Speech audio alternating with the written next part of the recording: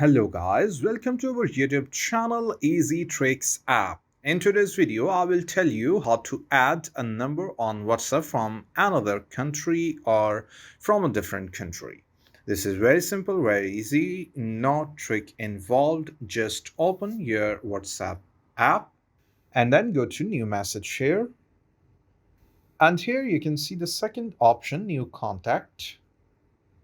And before the phone number, you have the option of selecting the country here. So you have different countries with their codes. If you are choosing a number from United Kingdom, you can select this and the code will appear with +44. And if you want to add a number from United States, you need to just click on United States and it will add a number with the code of +1. And so many countries with their telephone codes in the list are available.